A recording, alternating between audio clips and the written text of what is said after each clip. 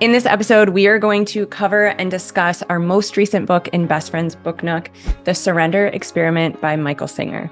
I brought along a guest and dear friend, Laurie Gentempo. Her and I recently went and attended service with Michael Singer at his beautiful Temple of the Universe.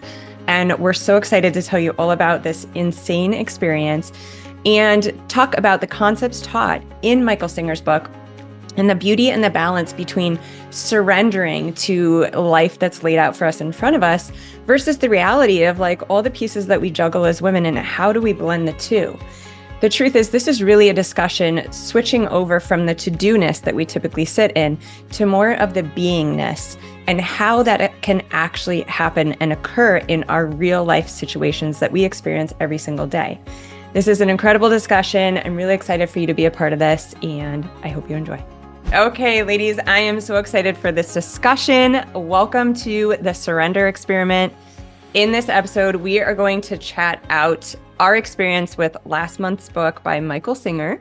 My friend Laurie Gentempo, my very special guest, and I had the pleasure of actually attending Michael Singer's Temple of the Universe last weekend.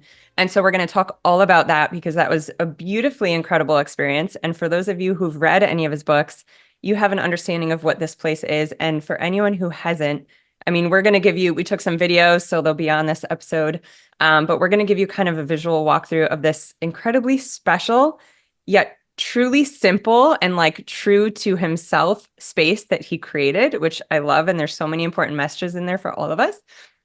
But most importantly, what we're going to do and what I love to do in this book club is we are going to take these concepts taught in the book, which we're using as like kind of a curriculum, right? Like I've always said, I don't care if you read some of it, none of it, all of it. This is our guide. But what we're really doing in here is we're taking these, these experts' advice and experiences, and we're pulling from it and building our own adventure with what works for us. And so my goal is to continue to bring in tools and people and resources that we can pull from and build out our toolbox, or what I like to call our connection kit, so that in the reality of the challenging, tough moments of our lives, whether it's like a child meltdown or traffic or a conflict with a loved one, that in those moments, we can stay connected to ourselves. Because, the reality is we're following this model of self-care as women that's very much like this duck out of our lives, this escape, right? So we leave our life, we go get a massage, we go get a pedicure, we go, do all the things. And that's great. Like, I'm such a fan of those things. And I think they get us to like a really good place where we can handle more. But the two things that I don't like about that model is that one, it's another to-do that we often can't get to. And so we beat ourselves up and we feel like failures for not doing it when it's not our fault. The system's designed to fail. We have enough to-dos. And then two, it doesn't necessarily give us tools to help in the moment. And that's, I think, where we need these actual connection kit things. So that's what we're going to really, really get into today. I want to get real. I want to have like the real life examples of like, I'm having this major struggle with this woman in my life. And so this is what's coming up and this is what I'm doing with it. So I'm really excited to delve deep, and, anyone that's hopping on as we go, just please know you can use that chat box. We can keep all your comments, questions anonymous. As members of my private community, you guys also get to stay on at the end for a private, non-recorded Q&A. If you're curious to know more about that community, I will link it below. We'll be discussing it a lot within this chat. Okay, so without further ado, and most importantly, I want to introduce my dear friend, Laurie Gentempo. Hi, Laurie. Hello, thanks for having Thank me. you. I'm really excited to be here. I love this conversation. Thank you so much for being here. So Laurie has many special accolades, which she'll talk about in a minute, but most importantly, Laurie has become a very dear friend of mine. And part of the reason that I'm so passionate about building these communities is we can't do this life alone. Like, another thing we're continually told as women is we have to ask for help and it takes a village. But I think the reality of this day and age, it's really hard to find that village. And so that's why I'm creating these online communities. We need our village. And so this can be yours, ours together. And also, I love bringing in the people that are part of my personal village. And Laurie is one of those women.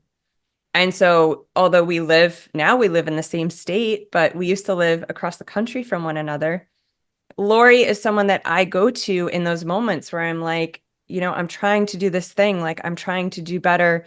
I'm sitting to meditate in the morning, but then this, and this happened. Like, what do I do? Am I a failure? And it's women like Laurie in my community that are like, I got you. It's okay. It happens to me all the time too. And that's how I get through. And so I wanted to bring Laurie on to show like the importance and value in having that. I want to show that this is what we're truly creating together in the Beehive, in this community. And because I love having these kind of discussions with Laurie. So we're going to have some fun. Laurie, can you just tell everyone a little bit about you and your husband's kind of projects and works you've done together? Because I think, what's also really cool is just having knowledge and understanding of like all the incredible minds that you've gotten to be around and witness and interview. Sure thing. My husband and I, we've created a lot of companies together. More recently, co-founding a film company called Revealed Films with a guy named Jeff Hayes, which are all played online or have been in the past on all different topics from, Christ to health and supplements and all kinds of topics. And we've gotten to know a lot of experts that way and been able to draw on the wisdom of many interviews as it applies to our life. But I think the most amazing thing that I reflect on at this point in my life is not so much what we've accomplished in our companies, but more so what we are accomplishing in our life, how we live, that it does feel aligned. And we have these formulas for having it feel like an experience, not so much a constant tension and a pressure to create a company and run a family and, like being pulled in different directions. So more than anything, I'm excited to share from that place as a woman of being a mom of 2 kids on my own, one from a previous marriage of my husband's, and then also seeking to build companies and everything else, if that makes sense. Yeah, I love that. And Laurie, a lot of you have seen, online anytime I'm talking about like my magical morning, right? Laurie was the first one that encouraged me to do that. I mean, you told me growing up, having your kids with you in the home, you created the wake up lounge. Yeah, we call it the Wake Up Lounge. And so just the power of like shifting our mornings into that calm state. So there's a lot of things that like I say on the platform or I do or I show. And it's, I think what's really beautiful in these groups of women who come from a place of collaboration, not competition, is like looking at each other's lives and being like, oh my gosh, I want what you're doing. I want what you have. And then having that woman turn around and being like, let's create it together so that you can have this too. And that's how Laurie is. And that's, I just keep talking about this community, but I want to be really clear on like the kind of women that I want in this group. Like we are going to be people that continue to rise up together. There's room for all of us. And the more, we can share and collaborate, the more we all win. So super excited for this conversation. And then last thing before we dive in, Laurie also follows, Dr. Joe Dispenza. His book was one of our recent books, and Mickey Singer. And so I think what'll be fun in this discussion is kind of like the play between their 2 philosophies and how they look at this. Dispenza is kind of all about, from my mind, like creating your future. And then Mickey Singer's like the whole letting go concept. So I would love, as you ladies are sitting here and listening, I really want this to be a discussion. So anything that comes up, like put it in the comments, put it in the chat room. I'd love to hear like, what were your favorite parts about this book? What maybe aligned, or what are you already doing? What did you completely disagree with? Because this isn't like it's not like we all need to sit around and be like, I love this book. I love every book. I think what's interesting in conversation is having disagreements. And what you all read in even the first 30 pages is going to be different than what I read or what Laurie read, because we're putting our scope and our lens of life on it. So that's when things are really interesting, because that's what creates the discussion of, oh, wow, I didn't even consider that, right? And we've got some beautiful minds in this group. So please, please, please share anything that you feel called to as we're discussing. All right. So one of my, main intentions also in everything that we're doing together is, and I'm curious, you can put in the comments like yes or no. And then Laurie, I want to pick your brain on this too. Have you guys ever had those moments in life and maybe you knew why they happened and maybe you didn't? But like those moments of whether we want to call it like pure bliss, pure ecstasy. Maybe it's when you first fell in love, like in this beautiful relationship. And it's like this huge rush and amazing feeling that you never want to end. Or maybe it's like a simple moment throughout the day where you're looking at one of your children and you're just like, oh my God, life is so precious, or the birth of your baby. You know, those are states in my mind, and I'd love to hear what you all think, like when we're truly connected. And whether we all call it something different, God, source, universe, it's ultimately like we're connected to our true self. And so, how can we start to make these moments more intentional? And how can we figure out not just, oh my God, one's coming, I got to enjoy it, and like I don't ever want it to go away? How can we start to create these moments on purpose in our lives? And that's, really with every book that I'm bringing into this book nook, that is a big part of the intention because that's where I feel like we win. We can't control the external environment, whether it's the traffic or the weather or our coworkers. We can only control here. So can you imagine if like in moments in our life when we're like, oh my God, this day, this moment where we can just, zoop, I'm good. I can handle it. Laurie, what comes to mind for you with all of that? I know that was kind of a lot. And guys, use the chat for sure as things come up. Well, there's different contexts for me, for different authors, different books, and different series that we pay attention to. And there's a reason we tune into certain people at a time in our life, right? Like that really resonates versus, well, that used to, and it doesn't anymore. But what you said at the end there, you asked the question, can I handle it? And that was one of the contexts. I've read all of Michael Singer's books, so I may say something that you don't remember reading because it may have been from a different book. But I do know that one of the things he says is, can you handle it on the inside? And I remember being really upset one time and going for a walk. Like my husband and I had an argument, and it was just felt like I just didn't know what to do with the energy. It was so bad and toxic, and I just felt like, oh, all I can do is just get out of this house so I don't implode or explode at somebody, and I'm just going to go walk. And I just remember walking and I just remember being like, just take this. Like, if this is the way it works, I'm going to surrender. Like, just take it, God, take it from me, and I just kept walking and surrendering. And there was this moment where I felt it just lift from me. And I was just like, oh, okay, at least for now, I don't know where I stand with the argument, but I do know that tension and that energy just lifted and left me. And I think it was because I had the intention I could have exploded. I could have went on a tire, I could have done a lot of things and expressed it in an unhealthy way, but I decided to walk. And I think in that walk, I do believe there's times the universe, God, whatever you want to call it, does meet us where we are. And if our intention is to let something go, it helps us. And Michael Singer talks about, can you handle it? So I remember thinking, what does he mean handle it? Like a weight, like a 15-pound weight? Like what does handle mean? And I realized, yeah, like you could compare it to a workout, but it's a workout for the mind or the spirit or the emotional body to say, okay, in that moment, can I handle it? Can I just breathe through this to know that the energy is going to move and pass, something will change, but can I just be patient long enough to not just, do something I'm going to regret later or do something unproductive?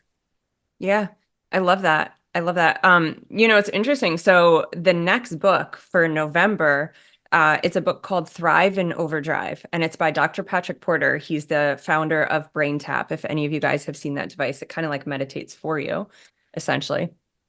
And for some reason, it fell into my lap, and I was like, I don't like this title because I think as women, we need to stop trying to thrive in overdrive. We need to get out of overdrive. But in chapter 1, he brought up something and you kind of just touched on it, Laurie.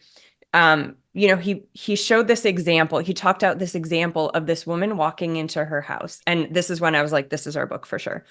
This woman walked into her house and he kind of played out the scenario of like her day. And I think we've all had one of these days. Like she spilled the coffee and then someone yelled at her at work and then she hit every red light and then she was late for the meeting and then da da da da da da da.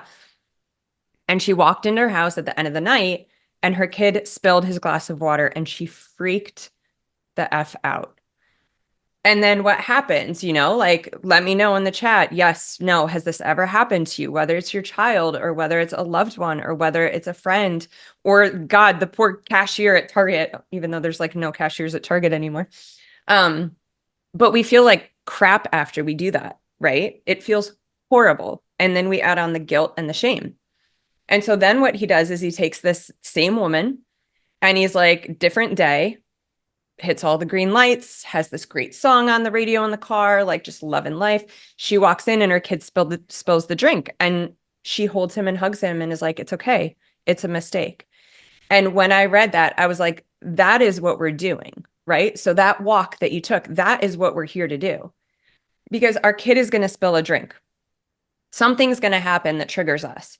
And like, honestly, I feel like the entire goal of like the work that we do here together is to get ourselves into this state where like I can handle it. I can hug my son instead of yell at him because that's not going to feel good. I have the tools, and what I heard and what you said is like walking for you is one of those tools. Walking is one of those tools that gets you connected back to yourself, your body, your source, so that you can handle then whatever you're going to walk in the door to.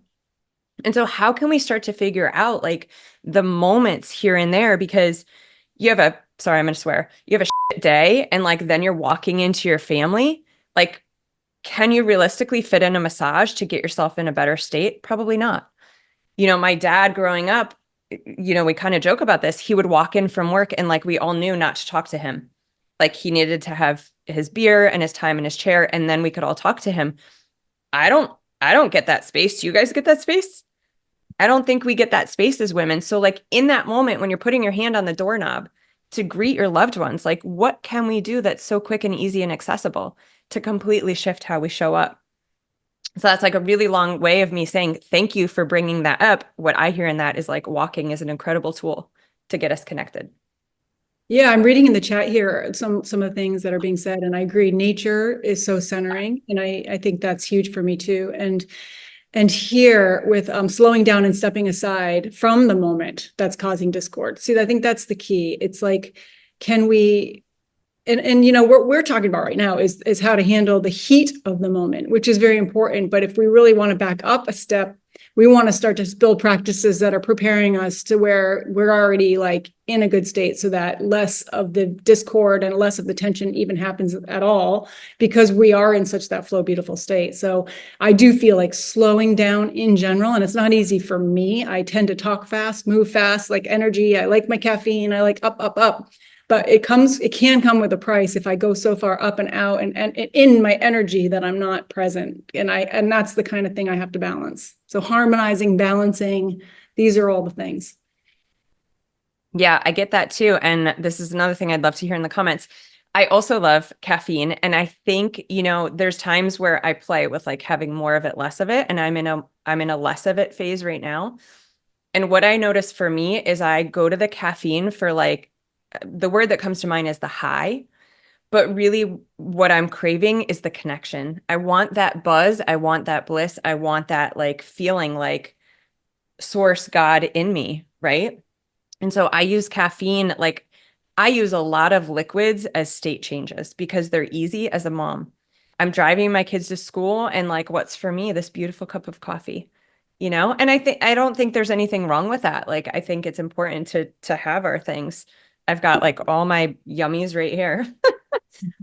But, along with that, like continuing to practice, use the word practice. I love that. Like practicing getting connected with them, without them in nature. Where are the other places that you go to create that space for yourself, Laurie, and anyone in the chat? Like, where do you feel most connected? If you were like, God, today's crazy, I just need to blank. Like, what are those things for you?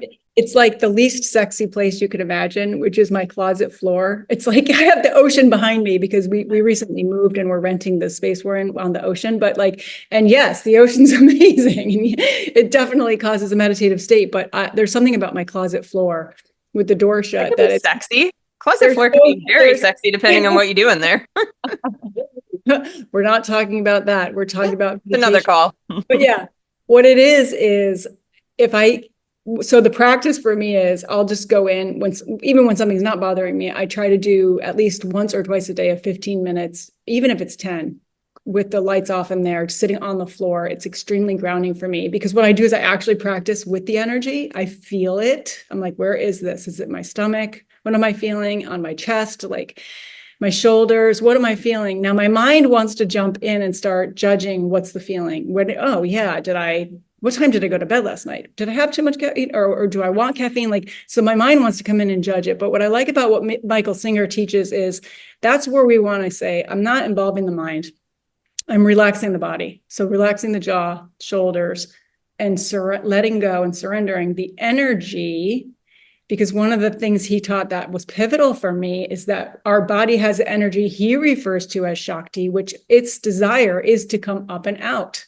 And so I'm like, okay, if this is real, I want to see if I can feel it. So I like doing the little experiment into my closet, and I do feel it. I do feel it. Some days it doesn't release at all, and some days not as quickly, but most times it does release. And then it's also a great practice when I am upset. Like when I'm really upset, it's usually like I need motion, walking, but it's a great tool for me. I love that. And getting quiet, but not using my mind. I'm not using my mind in the quiet. I'm using my awareness, what's behind my mind. Which we're going to talk about because I want to touch on these comments here, and then I want to talk about some of the stuff that we heard him discuss at the temple, and some of it I didn't align with. So I want to like have a really honest conversation around that. Sandy, I love it. Sunshine, grounding, feet on the grass, soil is my connection. So I just filmed a podcast. It'll be out, I think, in a few weeks with Danny Hamilton, and she talked all about this. She's a blood sugar expert, and she actually talked about the thing that has the highest influence on our blood sugar and our metabolic health is actually the earth, the frequency, quantum, circadian rhythm. And she talked about like the science behind why this feels so good and connected. And I think, all this, everything we're talking about today comes down to we're simply giving ourselves what we're designed to have to be our true self. We're constantly bombarded with distractions, and this is not about like adding and becoming something we're not. This is really, it's letting go of all the stuff that we've accumulated, the armor, the protection, the stories, the other voices of our fathers, teachers, preachers, and getting rid of that and sitting in the seat of awareness, like Laurie just said, like getting behind that voice, right? And I want to talk about that as he relates it to the ego. Sonia, yes, that instant gotta solve it is exhausting. Yeah, for sure. And you can tune into the fact that it is exhausting. Tuning in is the key. It takes one moment to tune in. It takes a moment, tuning in. Did that serve me? Did that comment help? Like we can just feel if it's working or not. And I think too, what you're saying there is like not judging it, not fixing it. Right. I feel like that's a huge part of this because we want to fix it. We're like, ooh, I'm feeling that yuck. I mean, I definitely experienced this. I'm like, this feels hurt or triggery. Like, let me fix it. And in doing so, this is where the ego conversation is going to come in a minute. We tend to try to control our outside environment. She's this and she's that. And like, why did she show up this way? And blah, blah, blah. When it's really just noticing, asking questions. And like often, he talked about then it moves through us. The things that stay with us and block that Shakti are the things that we're holding on to and not moving through and letting go of. Yeah. Did you hear that comment, Melissa? When Melissa and I were down at the temple, one of the things we did was it wasn't at the temple. It was in the town. We went to a yoga class. And one of the first things she said just blew my mind. And I'm like, of course I know that's true, but I just want to say it right now. She said, the first step to healing anything is paying attention. Oh, I didn't hear that. Isn't that funny? This is what's beautiful about discussion.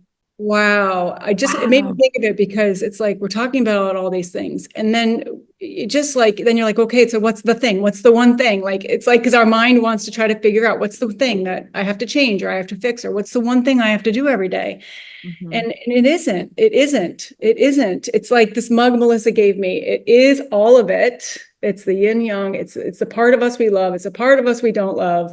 It's harmonizing and loving all of ourselves, but I love that she said, paying attention. That's it. That's it. It's like simple, it's what is it? It's simple, but it's not easy. It's simple. And everything he talked about was simple, but it's not necessarily easy because it's so off kilter from what we're used to. Tell me what to do and I'll do it. I'll get there. That's right. Yeah, we want instructions. All right. So someone said Like the Canada has. instruction manual that comes with having kids, that one. Yeah. That's why there's a bazillion books, and then you just judge yourself. What do I do? Canada has some very long, this is in the chat group. Canada has some very long, cold winters. Looking forward to having this community as we begin to ease into our dark season here. Oh, for sure. Needed. Yeah. Also, the light. I mean, I love talking about red light. Like that's I key. was in Park City before we moved here, Utah, and it was like it starts in October, it ends in May. I can really relate, and to me, I really get affected by that. And so, community is a huge piece of that. And Mhm. hot drinks and hot baths and anything warming and loving and good food, good yummy food. Yeah. Yeah, that's such a good point. I'm really glad you're in the community, Sandy. That's going to be helpful. And then lastly, someone said, so helpful to hear others' ways to calm and connect. Yep, that's the point, So keep it up in the chat because the bravery it could take for you to put that in there, depending on who you are and like how you think about speaking your truth. Just remember you're definitely helping someone else and you're probably not the only one struggling with that thing. So super important. Okay. I want to walk you guys through. I'm curious, has anyone been to the temple? Say yes if you have. Do you have a visual of the temple from the book? Okay. So some people have that have read the book, maybe some people haven't. So, Laurie, do you want to do the walkthrough of like the whole pulling up to this place? Do you want to kind of Sure. like, I really want to paint the picture of this experience. Yeah. I mean, I like for me, you can just go back in my mind. I don't know that I just definitely pictured it being like there being more to it, like just a little bit more like pizzazzle, just because the word temple by nature, you're gonna think that it's gonna be something else. But yeah, I mean, when I first went, so I've been twice. Second time was with Melissa, but the first time I was alone, and I went at night, and I was like, this is insane. There are no signs. There's no traffic lights. Like I'm going through the woods for a long time, pitch black dark. And there's like, their website, which says directions. And because the map only takes you to like the beginning of the street where it's another like 10 minutes to get there. And I'm It's like, like a Dora Explorer map. Turn left at the rock next to the right. tree. Exactly. That's it. There's nothing. It's like this left, that right. This is a paved road. There's a field. Those are the directions. And and then especially hilarious is that the sign, even when you do get there, is like a rock this big. The first one's like literally this big of a rock on the ground with a little white arrow, and it says temple with a little arrow. And I'm like, was that a sign?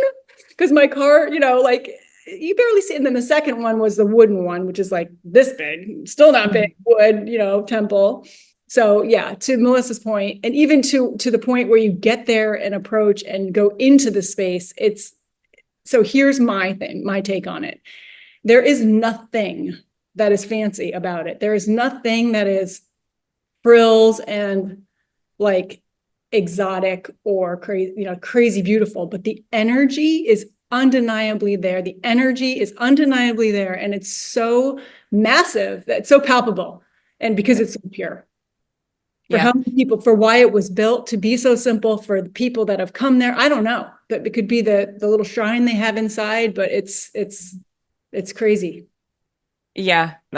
So just to piggyback off of that, we drive down these roads and there's a night service, like a 15-minute chant, and then the next morning there was like a 1 hour service, and we attended both. And Laurie described, I think, the getting there really, really clearly. And then for me, you go into this temple, like I kind of knew because I had read about it, but I mean, it's like this old blue shaggy carpet, this like place that clearly he built. And then I'm just gonna say it how I want to say it, like a group of misfits people in here that you're like, how, why, just I don't even know.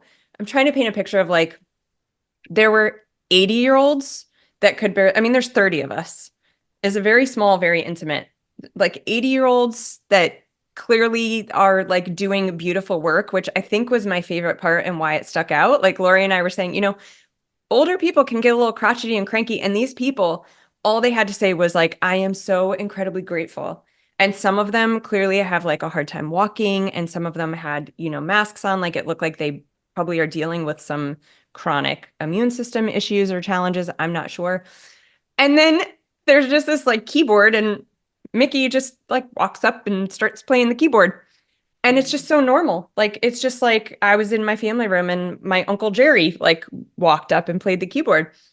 And everybody just starts like singing these songs and chanting. And I'm like, honestly, I'm kind of like doing this. Like I got the one eye open. I'm like reading the room. It's so bizarre, this whole thing to me.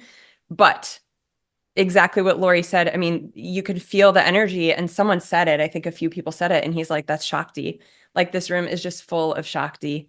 And it was so beautiful. And like the part that was really curious to me, you know, I don't know, like, did he, and anything that comes up, throw it in the chat, because I would love to hear what you guys thought when reading this. Like, clearly, he wanted to be in the woods alone. And so when he made this place, he didn't intend on anyone coming there. And like, as someone who kind of needs to hide and I'm a bit of an introvert, I would be really pissed if like all these people started showing up in my home on my property, like your safe space. And so there's a piece where I'm like, clearly he doesn't care for anyone to find him. And I love the whole he had to surrender. He had to surrender because he's like, clearly this is meant to be. And then what I also saw, like my lens on this space he created was like, he's being so true to himself. Because there were moments we all, read about in the book where like some of these huge yogis, like the world's best yogis, were coming to visit. And like, did that little voice come up for him that's like, I should really like clean the carpet, or like maybe I should paint the walls white. And he's just, no, like this is who I am.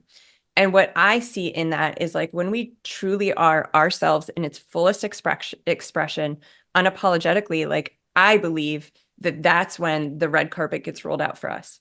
And I believe that's why, because he was so true to himself that he pulled in all these incredible experiences that he then surrendered to and just realized this is part of the game. Because when you're that connected and when you're in that state and when you know you can start to achieve that state, and I'm not great at it yet, but I've experienced it enough to know that it's like a truth. Stuff comes through, right? Laurie, like have you experienced this? Like when you are in alignment, spending time with yourself in meditation, getting clear on like who you are, like that is when the magic of this life comes through. The experiences you would never think that you could have, the meetups that you could only dream of, the connections that you never thought could actually be. Absolutely. It's like, how do we be ourselves, outrageously, unapologetically us, as even if it's messy, because it's beautiful, because we are beautiful, who we truly are is.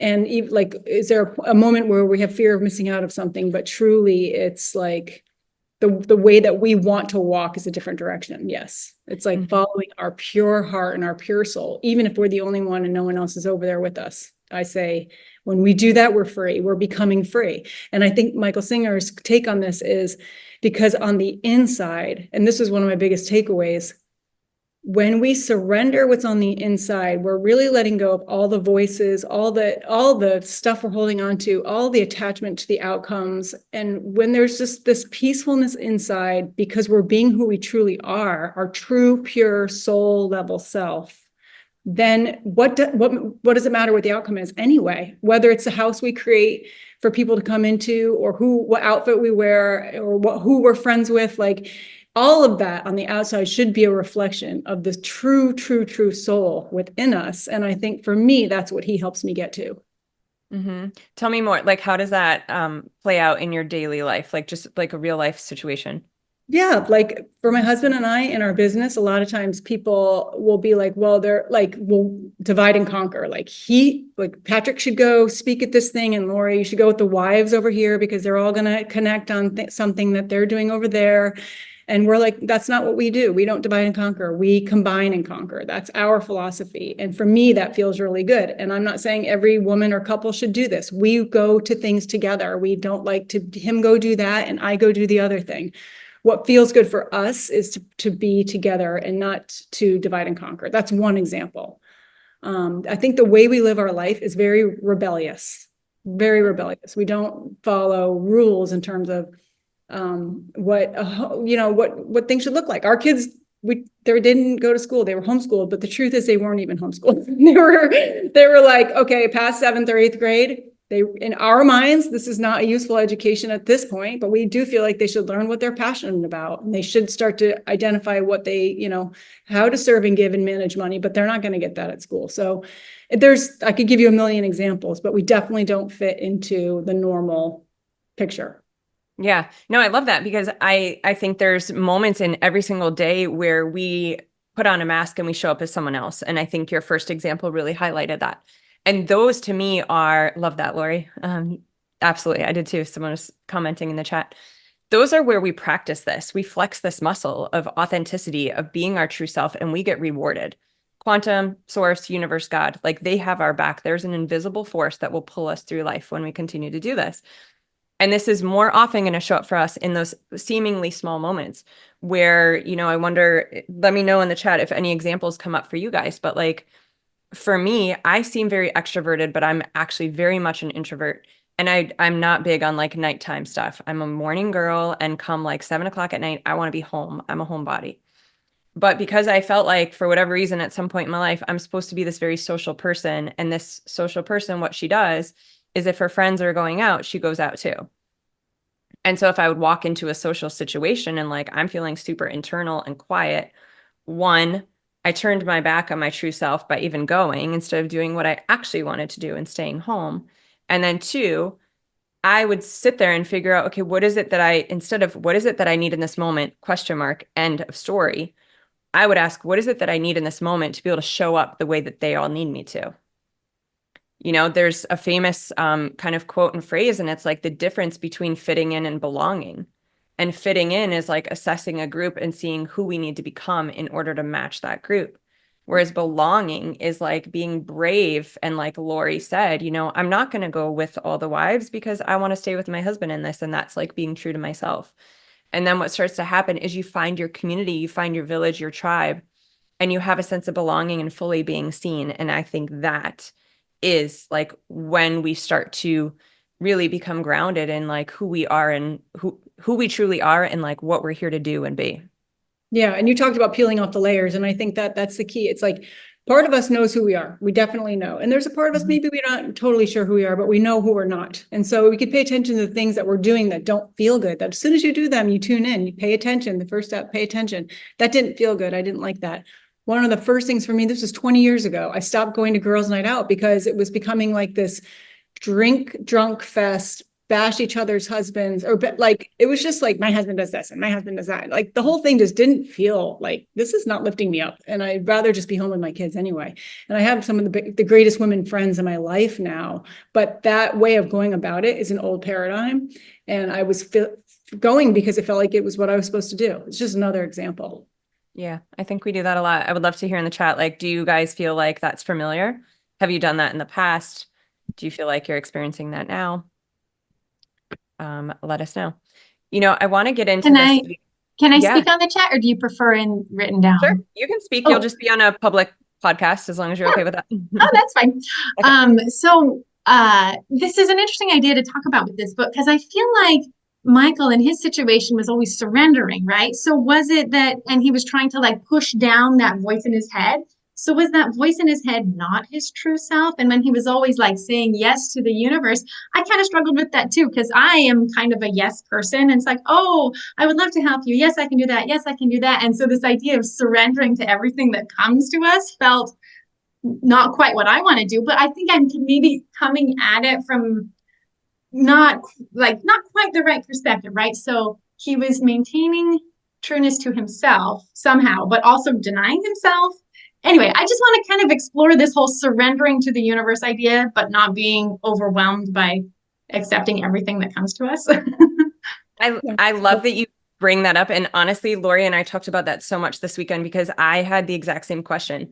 And, I just want to, you said something about like, and someone in the chat said, yes, the same thing confuses me as well. You said maybe you're not looking at it right. And I would just like plant a little seed that you're looking at it from your perspective. And that is right. Right. That's the whole point of these books, like to have this information and not necessarily agree. I struggled with that too. And like the two things the ways that I was looking at it, like it was really interesting to be at the temple because I'm sitting there and I'm like, this man could very, very easily be taken advantage of. Like we all know he has a lot of money, or at some point he did. He's a famous person that everybody wants to be around, touch, and talk to. And so like someone, I'm not sure if this will answer your question, but this is something that came up for me. Like someone with like a not so great intention could be like, I'm going to take advantage of this man and situation, even subconsciously, because he's going to just surrender to whatever's in front of him. So that could look like, hey, I've got this nonprofit. It aligns with everything you're talking about. It's for people in prisons, and I'm going to ask you to donate $300,000. And like, is he just going to say yes to that? Right. And he actually answered this question. Laurie, do you remember this? Because someone asked, he was like, I get this question all the time. What if someone comes up to you on the street and offers you cocaine? Do you surrender to it? Right. And I loved this. Laurie, do you remember what he said? I would love to hear what you heard. Yeah, he's like, the answer is no, but the question really is, to back up for a minute and to be with what you're saying, Maria, too, is where is the yes or no coming from? And he said, the answer is the surrender is on the inside, not the outside. So the surrender is on the inside in terms of the energy or expectation or need that we have because we said yes or no. What was the motivation behind the yes or the no? That's a thing to let go of, to a point where we don't have this attachment or preference to a certain outcome. We're saying yes or no because our true highest self in its purest form, with no mental noise, is saying yes or no. Like the fact would be, you know, that drug is not good for you, so it would be a no. And like for you, Maria, if your yeses are coming from a place of your pure soul, then they're pure. It's the letting go of the attachment to why you're saying yes. There's some people who are saying yes, yes, yes, and they're saying it for they're attached to an outcome. They want people to like them, or they want to be accepted, or they want to be important, or this is their identity. They're that mom that's going to show up and do this thing for the whole school every time, even though she doesn't really, on the very deepest part of her on the inside, that's not what her pure soul wants. Mm-hmm. Yeah, that's what I heard too. So it's really essentially surrendering the ego, right? So the ego in his school of thought, my understanding is like the ego is the one that chimes in as like, but you should. Like, I know you want a night on the couch. You're tired. It's Friday night. It's been a long week, and someone's asking you to volunteer for some classroom, whatever, on a Friday night. But it's like surrendering to that voice that's telling you you should, so you can get back to the seat of your true self and what you actually want, and not judging it, not questioning it. All right. Someone said, my husband and I said yes to a Halloween party a few weeks back. As it got closer, we were both not into it. We decided to have a date night instead, and this is exactly what we needed. We set the FOMO aside. Everything about that is so right on. And this is so beautiful, because this is where we take these concepts and we apply them to real life scenarios. And then what I love doing this in a community is when, you know, Maria, next time you get that invitation that like you want to say no to, we all got your back. Like, we're all here. And these are things we'll talk about in the circles in the community. Like, yay, good job. Because you might only at the beginning, like as you're practicing, you might get some pushback. Like, let's be honest. Because I think if we just sit here and we're like, we're going to do all these things and we're going to start to say no and stand up for ourselves and it's going to be beautiful, there might be some shifts in relationships. But again, I would go back to the fitting in versus belonging. Because if you're saying no to certain things so that you can serve your true self, are things that you get kickback for, then you didn't truly belong in that community. You were fitting in. And what I promise you happens is, as you start to say no and stand in the seat of your true self, the community of belonging finds you. You don't even have to look for it. It's a beautiful, beautiful, beautiful thing. But I think this is so important.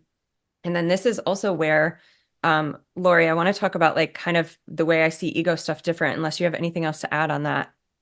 No, just that for Maria, if yes, yes, yes feels good and true and pure, keep saying yes.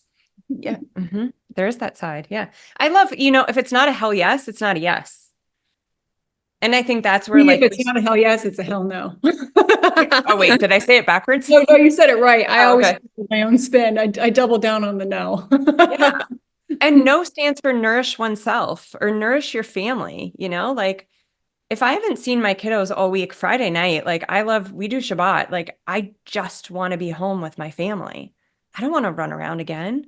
And that no is nourishing and nurturing my family, which, you know, Mother Teresa said it so well, like, you want to go out and save the world, start in your home. So like we can make it really big, or we can simplify it, make it really small, and easy. So, you know, kind of the last thing I want to touch on, because then I want to open this up for Q&A before we have to run. But the one part where I kind of struggled, and this is something I want to continue to talk about in the community, because I want your guys' opinion on this as you're playing with it, is like, you know, a lot of the stuff that I feel like we've read or I hear is about this concept of like creating distance from the ego. And almost like the way that I hear it or feel it is like winning over the ego, beating the ego, like power over the ego. And I just love to come from a place of like every part of us is perfect and beautiful. And so if the ego is such a prominent player in our life, how or why can it be a bad thing? And so what if instead of, you know, he talked about this in chapter 8, and I had put it on the Facebook group. I was like, oh my God, did anyone just read that thing in chapter 8? I started bawling when I read it because it was the first time I heard him talk about it like this. What if instead of distancing ourselves from the ego, we befriended it?